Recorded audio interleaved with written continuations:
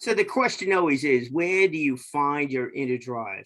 I guess the second question to that is, when do you find that inner drive? How do you find that inner drive? Is it something that you're taught? I don't think so. Perhaps your family has an influence, without a doubt. Your friends would have an influence, without a doubt. But if we really take a hard look as to who we are as people, where our inner strengths are, and in this case, maybe our physical strengths are, now all of a sudden you're doing what you should be doing, not just what you could be doing, but what you should be doing. Our guest today is doing what he should be doing. There is different phases of growth along the way, without a doubt, different levels of expertise he had to pick up along the way, without a doubt. But still, that drive, that inner drive, well, that really comes from him. Question is, when did he begin? Well, I mean, we could take a look back on that resume kind of thing and see where it started, but something tells me it started a long time prior to that. What is he doing now? Well, he's doing now all those things that we've been talking about, and that is using your own expertise, your own strengths in order to help out yourself, your community, and those people that are surrounding you. Who are we talking to today? We're talking to a gentleman that has taken on many, many challenges. These are physical challenges. They probably go well beyond anything that you might even complicate and go, really? How do you do that? Well, we're going to ask him how he does that. The most recent ultimate goal, and I'll be very cautious as I say that because he's always got things coming up and things will always change and it's different things that he's doing. Oh, to row a boat around Long Island. Is that a one-day affair? Absolutely not. How long will it take? Well, we'll ask him exactly how long it'll take to row around Long Island. But let me tell you, that's quite the feat in order for it to happen. And how is he doing that? Well, of course, he's going to be doing that by his own power. Why is he doing that? Because he wants to help out the community also. So let me introduce you to Mr. Andrew Gillman. Mr. Gillman, I must say that I am thrilled that you are joining us today. You need to turn on your video and camera. There you are, my friend. Only fitting that you're sitting there with water in the background. The best place to have it. Yeah, it's Better either than in the water or basement. a mountain, one of the two, Or frozen water. or frozen water. There you go, folks. You never know what that full question really should be or where the capabilities are. So, Andrew, look, there's so many people that are sitting there going, like, what do I do? Where do I begin? How do I find myself? What real true value do I have that could be provided to other people? You've been pretty clear about that in your own endeavors, certainly of late, being involved in supporting the nonprofit community. But that didn't just start now. That started a long time ago. And when you found out what really got you going, what really was that thing that you should be doing. I like pain. There you go. I like to hurt. I like to hurt myself. For me to feel pain, I need to really, really push. And for most people, once I'm feeling it, they're already exhausted and are deciding to quit. And that was really what, whether it's emotional pain or physical pain, I like taking myself to that edge. And what I've realized is that there is really no edge. It's really just up to me. I never, it's like kind of like making eggs. There's no point of where I'm going to burn my eggs when I cook them. It's just always going to come out the way I want it. Right. Right. Yeah. So I would make my win on the turnaround on the run course at the end of the triathlon if it was out and back or the last loop. Most people go, oh, well, I'm just going to float up the hill. I'm going to go really easy. I push it on the hill. When it gets hard, I go harder. When somebody is hurting, I'm going to hurt myself much more than they ever could. Or if it's skiing uphill, I will find the highest altitude to start out with the most technical ascent going up. And now rowing, pretty big water right off the bat on Long Island. That's, logistically intense and it's skill intense and the training is endless. It- And yeah, it's a good fit for me. yeah, it certainly It's a very good sounds fit. that way, Yeah. especially on the pain side of things and the whole challenge. So, folks, for those of you that are not familiar with Long Island, it is a extension suburb of New York City. Long Island actually is an island, and it is the Peninsula. circumference of the island, something around 250 miles. That Yeah, 248, 250, depending who's measuring. okay? So And 250 miles. So you have uh, the, uh, uh, the Long Island Sound on one side, which gets to be awfully rough depending upon which way the wind is blowing.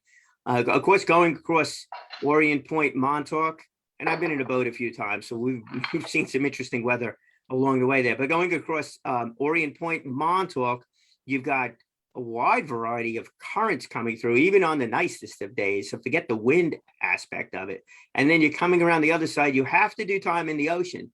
So it's not just coming around the Great South Bay. I've got about half of it is the ocean. Right. So when you're coming along the South Shore, that's going to be ocean, not the Oh bay. yes, Okay. that'll going down like Port Washington and the Bayside first, and then after that moving towards the bay or moving towards the bay to the ocean. Right. Okay. All right. Yeah. So you've got a Passing couple of Statue things. of Liberty and Verrazano Bridge and so that'll be wild. Yeah. I mean, the things to consider on that one, it's funny. Not that it's funny, but we could go through this thing from a boating aspect of it too, because I've had a boat and I've been through, I've been through all of New York these Harbor waters. Patrol thought I was rather interesting. Yeah. He goes, yeah, make sure you call us when we're there. And call us before it starts with a 9 and ends with a 1. Yeah, right. We'll call you. Follow you with a helicopter too, But the currents in all these places are so totally different. The logistics of this thing is kind of fascinating too. Between the wind, ocean currents, just currents moving through the sound around Orient Point. That's a big one, and also coming up the river. You cannot be rowing up the river when the flow of the river is downstream. Exactly. You'll never do it. They'll throw you. Learn that in a boat, even with an engine, and not a boat with a considerable engine. It didn't really low power engine. You're not going anywhere either. Yeah. So as much as I would love to focus on the logistics of that, and I certainly would, there is a reason and a path that got you to this point. You don't just wake up one day and say, all right, you know what? Let's go do this. Even though you're very interested in pushing yourself to the limit on all of your endeavors, it certainly sounds like. But the beginning side of this thing, you went to college, and it was like all of a sudden college became the turning point. College is where I started triathlon and figured out that I don't know how to swim. At least at the point where I need to be competing. So I can compete. And so I paid my friend Vic's girlfriend Susie $8 or $4 an hour, and she helped me swim. And then I raced the triathlon about 2 months later, and I was one of the first out of the water. So it seems like it was a good fit pretty fast. Absolutely. I have much to learn from you. I learned how to swim, and then I did a biathlon in the ocean. So I learned how to swim in a pool, went to the ocean. That's a whole different world in and of itself. And I came in, let's say, inverted second. I had one of the lifeguards follow me out. That was, Very nice. That was that. I got a chance. It became a social occasion. I got a chance to meet a lot of people along the way. Yeah, inverted second, like you were the second one on the boat. The lifeguard was dragging in. Yeah, I made it. But it was definitely not a pretty sight. But you do these triathlons. So what was it like to prepare for that first triathlon? Because now you're really going into something that was an unknown. The first triathlon I prepared for, I had no idea what I was doing. There wasn't really a whole lot of triathlon in Buffalo, New York. They're really a sedentary bunch. I mean, unless you count like going to a Kiss concert or drinking an activity or aerobic, there's not really a whole lot going on, and it's not an active lifestyle. We would go ride our bikes out in the middle of nowhere and be harassed by people in trucks, and you hear gunshots going off when you're riding past a community, and it's just not a place that we wanted to be, really. Right. I'd swim at some nice pool that was across the way from Nassau Community College. We're taking a summer course there after I was a camp counselor. But my first race was on July 27th, I think, the Dr. J's 5th annual triathlon, duathlon, 5K, 10K relay. And Gino's Pizza in Port Washington paid for the race for me, which they probably got back the money from me about 300 times at the minimum. I mean, come on, it's the best pizza. It was the best pizza in town. It's probably, I'm sure it's still there, if I'm going to guess. You got to replace And those calories you burn, right? exactly. I just can't eat lactose. So now it'd be a little bit different. But it was really difficult. I had no idea how to run. I was running up and down. I looked more like a pogo stick than a runner. And, eventually when I came out to Colorado, I had a teacher who was a very high quality runner and, a senior Olympian. He was still running marathons at 6-minute miles. So Mark was really fast. And then he died of cancer. You sleep, you eat well, you don't drink much, you exercise, you still die. Well, that's it. But It's like, isn't it really, it's so, yeah. Isn't it more about how you live rather than how you die or when you die? Exactly. But Right. you gotta live long and live well, and not have pain in your life. And enjoy the journey. Yeah. it is a journey. So I was running like an idiot. My cycling was always pretty strong. I I really had to learn to run in a way. It was a lot of effort to run, a lot of watching myself in a treadmill running without bouncing. Swimming, it's said that you swim for your life, you bike for show, and you run for dough. And eventually I was running for dough and taking it home. Right. And you've certainly taken this from a amateur level. I use the word amateur level. Well, they're your sponsors, so maybe we can debate how you want to call yourself on that one, even though very, very well sponsored. So well, yeah. And but yeah, right. So but eventually this really became a business for you.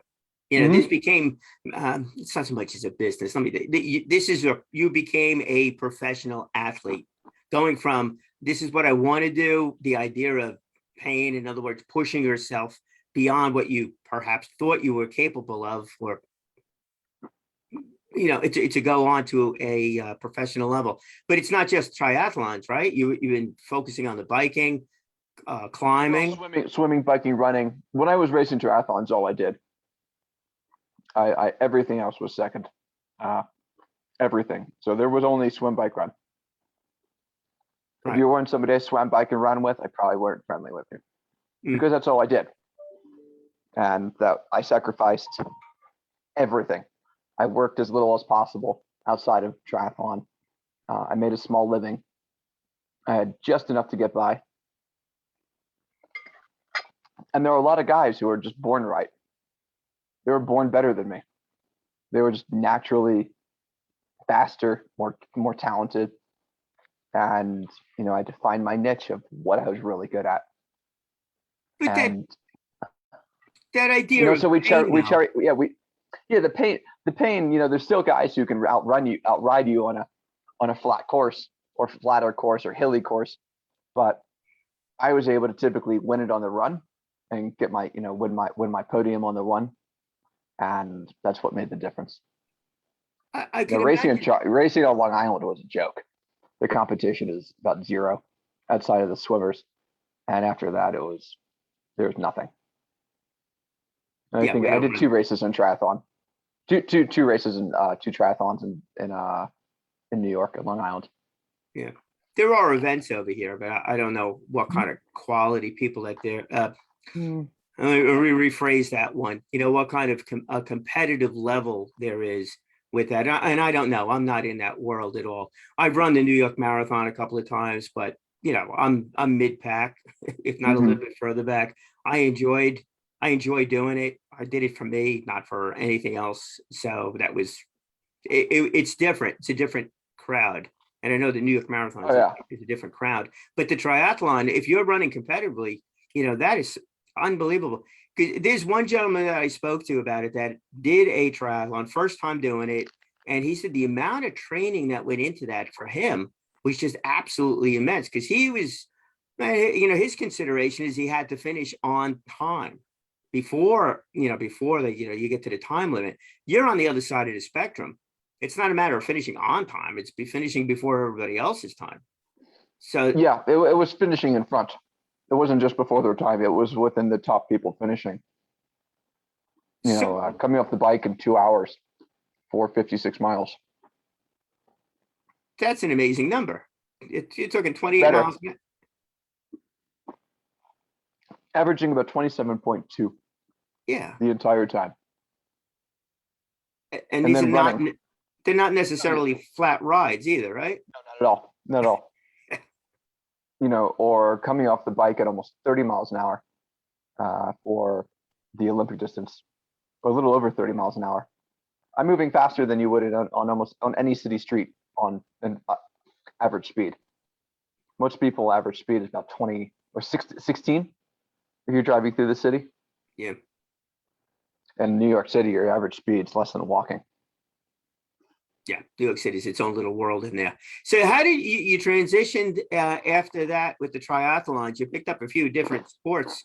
Obviously, you got into the rowing side of it, but you also, climbing, the mountain climbing and the ice climbing.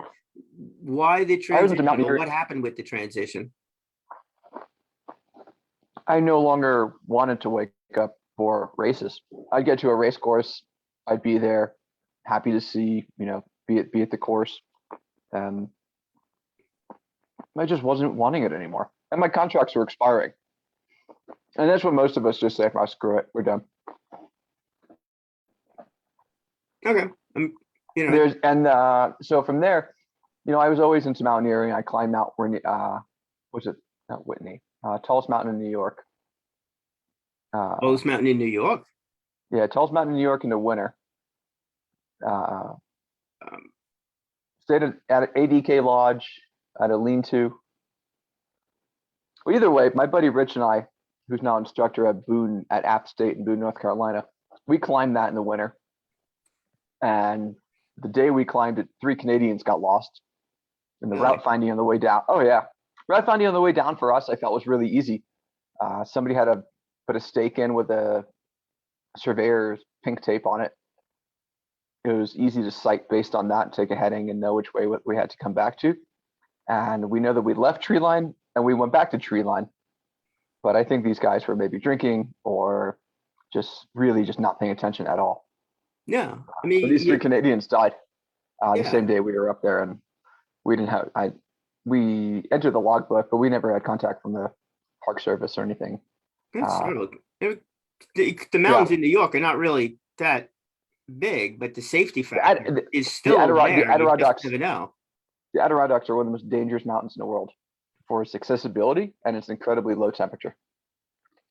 Wouldn't know that. Yeah. You would tend to think if you're just looking at that, it's a matter of, what's the highest peaks and things like that. Like I've gone up Mount Washington. I know it's, one of the windier places. The weather change. Maybe, you know what? Maybe just prepare more for something that and that kind of thing. It's when you get caught off guard at some of these mountains, where it really truly, does not work.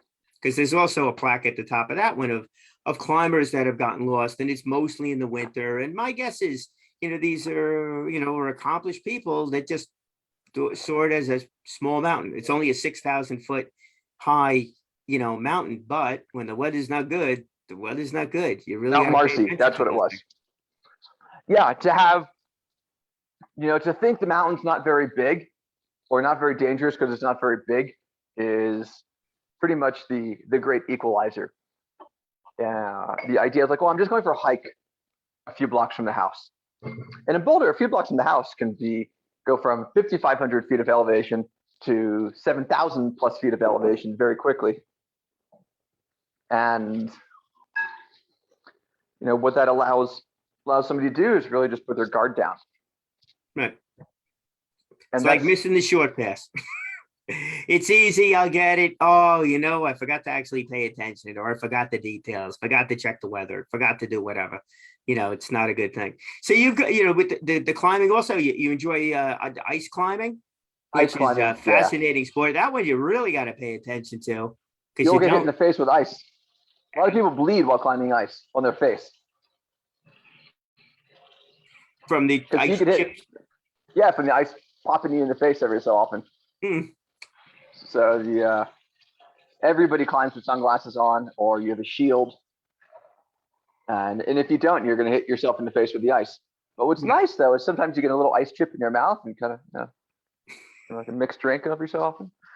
So you get a little perk. All You get a right. little perk. So It keeps it interesting. I have never said, oh, I didn't want that little bit of ice chip in my mouth while climbing. yeah, fascinating stuff. I look forward to actually learning more about these different stories that you have, in detail because it's fascinating. All Yeah. the preparation that goes into it, and then the outcome of it. But it's not just the summit. It's not just reaching the goal. It's coming back from the goal and being able to do this stuff again and again. All right, so you've gone into the clear blue ice and climbing that. Now all of a sudden you're touching Lake Tahoe. You got a 24-hour row coming up, and then you're joining the saltwater team over here on Long Island. Was there any reason for the transition to go from climbing in the middle of the winter to boating in, well, maybe not the middle of the summer, but still in slightly warmer Uh, weather? it's just another challenge. It's an aerobic endurance based challenge, and it's something I like. There's an adventure component to it. You're not totally in control. It's logistically intense. It's gear intense. More gear, more fun. Uh, so Yeah. it's well worth it. And the challenge of putting myself in a new environment where I'm not totally comfortable, where I'm not completely in control, where I need to be prepared physically, technically with my skill, the understanding of how my boat moves and my oars, the nutrition component is I've had that dialed in for a long time, but it does tweak in terms of what nutrition product I'm sponsored by, or now I try to really focus using more real food. If you talk to me when I was 20, I was just eating bars. I was all about energy bars. That was the greatest thing, energy bars. But until I got sponsored, I'd spend way too much, a lot of money on them, the Cliff Bar, Power Bar, whatever people were using. And now I'm sponsored by Power Bar after never being sponsored by Power Bar, which was kind of funny. Right. So And yeah, so it's a major challenge, and that's what I enjoy from start to finish. yeah, to actually row a boat around Long Island, you do have, as I mentioned in the beginning over here, you've got a wide variety of currents to deal with. You've got just wind, you got regular weather to deal with too.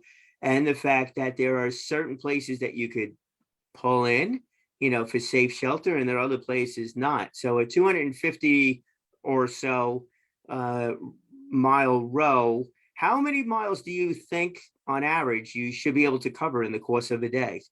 I can cover 40 miles. Uh, I'm sure of that. As long as the wind and the waves are, the waves I'm really not too concerned about. As long as I'm with the tides, and I'm, the currents are, I don't need to fight them, then, there is no fighting the tide. No. Yeah, And you, that only stops when you get, 25 miles out. yeah, but Uh, you get the real tidal consideration, big time, once you're coming yeah, around Manhattan. That's probably going down to to be the Hell's most Gate, traumatic. and Yep, yeah, Hell's Hell's Gate, Gate exactly. and the Plum Gut. Those are the two most profoundly dangerous areas within the United States Yeah, out of the 10 very dangerous areas. And they're within the top three, I think. Top five, according to the Coast Guard. yeah. There is a So clear line. You could be in a ferry going across that thing, and you can see the clear line in the water of one current going another way and another current going another way. And the last time I was on a ferry crossing that, it was a beautiful sunny day, no wind, no story, no weather effort, nothing like that. And it was still there. So, yep. And it will never change. It will be that way until, well, the water's not there. right. So we The timing will be everything on that one. Because if you throw Right. wind, weather, etc., on top of that, it just becomes that much more. I'll use the word exciting. Well, you might use the word more painful, and you might use the word more motivational also. It's also it's more dangerous more than anything else because you're not going to beat it. And at that point, it becomes an abject hazard. And the first part about any experience, whether, in terms of that you're not completely in control of, especially your own movement and progression forwards to hit your goal, is that you need to understand what you're going into and mitigate that at that point, right? You don't want to walk into a whiteout. You want to see that whiteout if you can. You want to see that rainstorm before it falls, and you want to get shelter. So, in my case, I'll jump on the boat.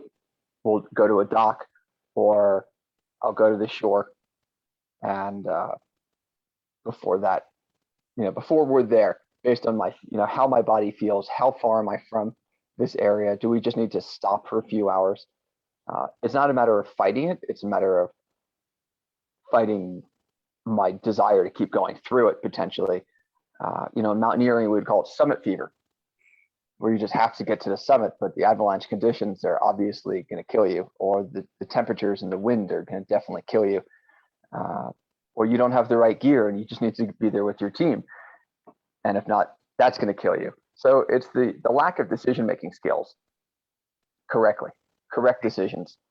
And that's really the biggest problem that people develop for themselves, is that they let these small incidents turn into a major accident. Because nothing happens in any situation except an avalanche or a freak lightning strike on a sunny day with 0 clouds in the area, or somebody going out and getting hit by a rogue wave. Nothing happens all of a sudden. Not even you having to brake hitting your car, hit the brakes in your car happens all of a sudden, unless you're not paying attention. Exactly. Right? You are the one who's in control of the distance and the speed. Yeah. And whether you pay attention or not. And this will be interesting because there are certain places you can seek shelter, and other places along the path that you're taking around the island that you are not going to be able to seek shelter. So the planning side of it will be a very big factor as it gets tossed into the equation. So I'd like to end, so you're doing this, you're not just doing this for the sake of doing this. You're not just doing this to accomplish another goal. You really want to bring the nonprofit community into this and help them raise funds in a manner that is very, very much in sync with their own goals and objectives of keeping costs in line with monies that get raised and things like that. You just want to explain that one a little bit as you see it unfolding at this point? So yeah, right now we're partnering with more than likely with Leukemia Lymphoma Society. Sorry, Leukemia Lymphoma, Marty Lyons Foundation, Michael Magro Foundation, and potentially Ronald McDonald House, but that has not yet been confirmed. And people just aren't really giving right now from a donor standpoint as much, and maybe this will inspire them, in my opinion, to reach back out to these nonprofits. And everything seems to be very unstable because of this COVID nonsense and people not getting vaccinated and having these densities of areas where you can develop new viruses. As there's a density, things can perpetuate.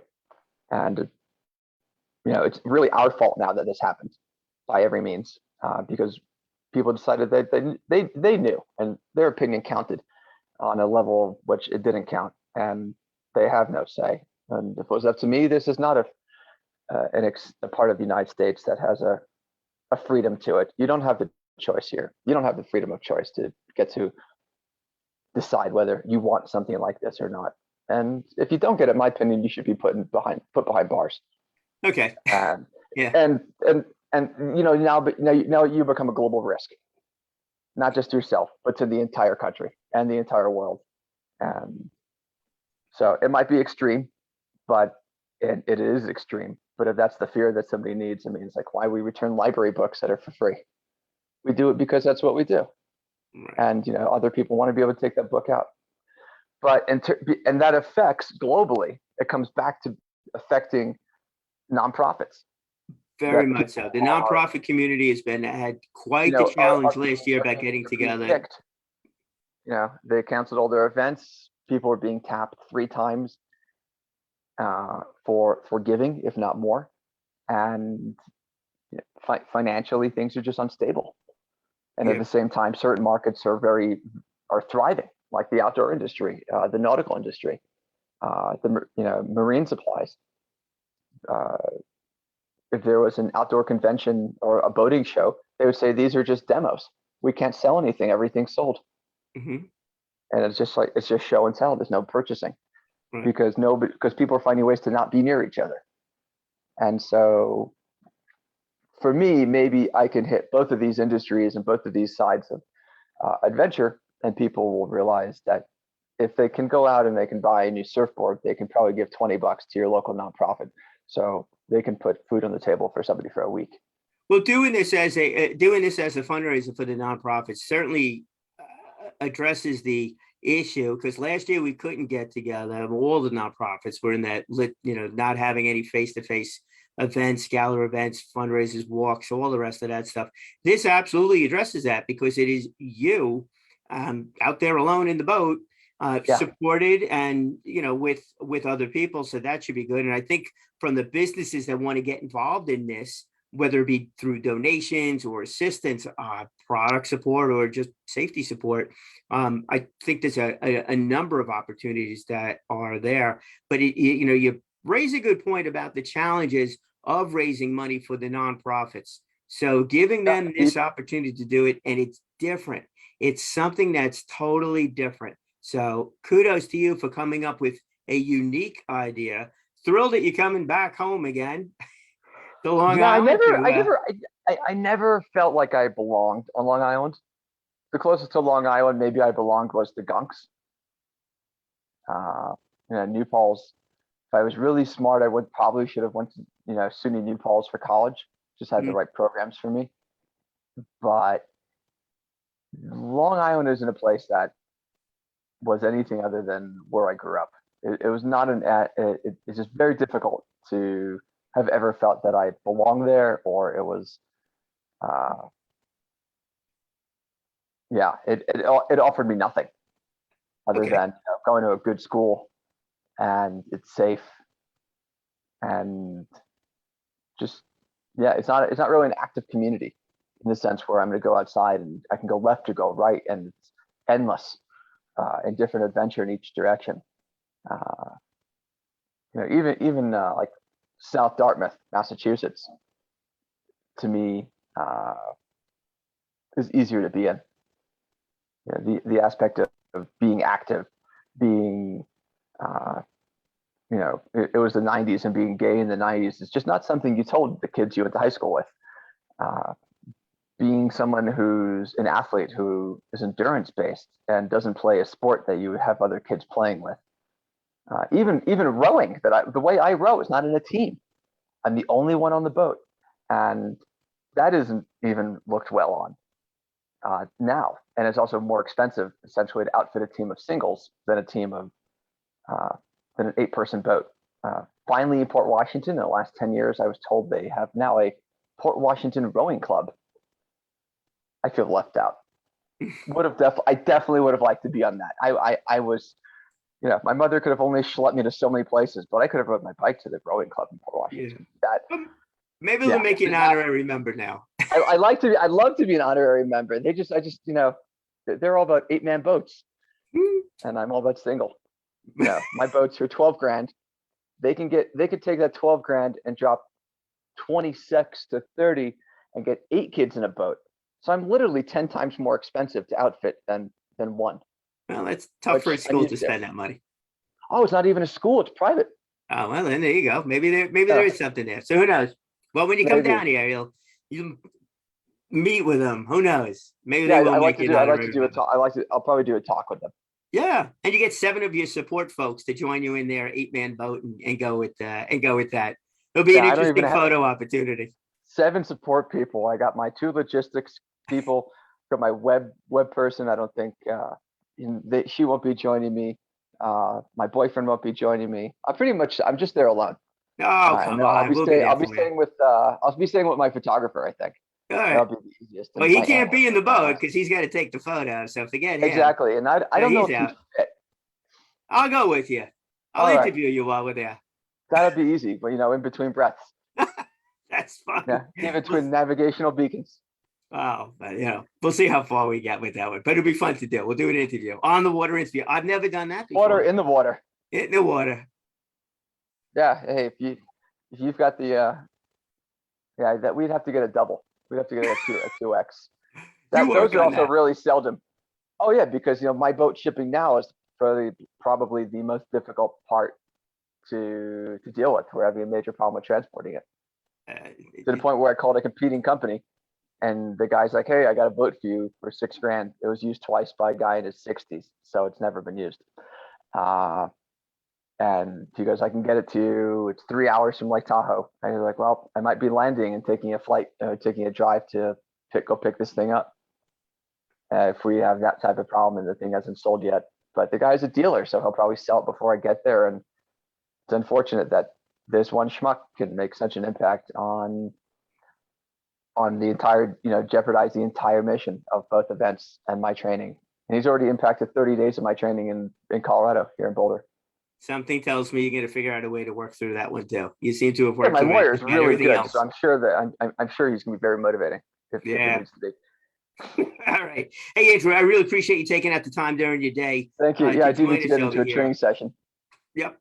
Be good. I look forward to, to this as we get a little bit, the details come together a little bit more. I mean, the boating and the current and the weather aspect of it, I personally find to be fascinating. The idea of you using your talents and skills in order to help out the nonprofit community is all good. It's a great thing for the nonprofits to get behind. And the fact that there are many that can too, makes it a very interesting setup from that aspect of it. So also very good. So Andrew, again, thank you so much. Your massive mountain project would be the thing to follow, and it's Row Andrew Row. Actually, if you come out and you take pictures, which would be great, please tag them with Row Andrew Row, being capital R and capital A, capital R on the name, and it's driven by endurance. We just my team and I just rebranded. Excellent. So driven by endurance is the name, the mentality, and the ethos of the project is endurance driven philanthropy, because I'm the engine that drives the philanthropy. I like it. Sounds great. Yeah, It really exactly. is. It's Thank you. good. I appreciate it. And the world will be a better place for the whole thing too. Again, I Andrew, hope thank so. you so much. And we will definitely speak again. All right. Thanks for having me. I got to actually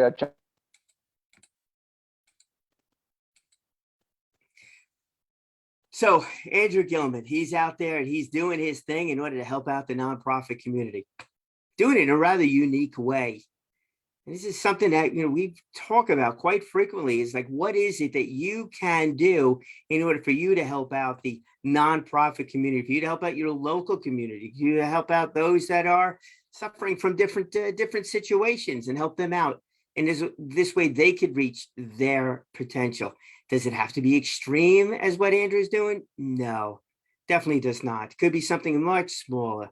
Sometimes it's just a smile, a conversation. Other times it's, well, sharing your time, energy, and effort in a manner that helps the organization grow, not just the person that the organization is servicing. I certainly do look forward to meeting with Andrew in person and learning much more about his row around Long Island.